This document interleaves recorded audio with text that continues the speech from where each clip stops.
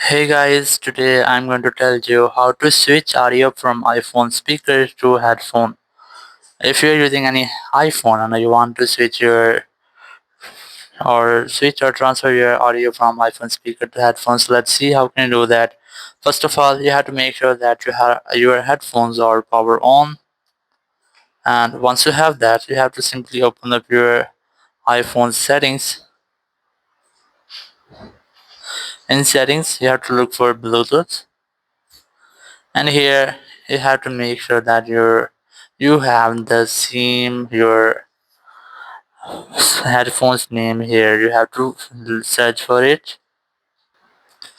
Once you get the name here, you have to simply tap on it, and here once the headphone are connected, so your audio will be automatically transferred or switched to your headphones. So in this way you can easily switch your audio from iPhone speaker to headphones. Thank you very much for watching the video. Until next video, bye bye.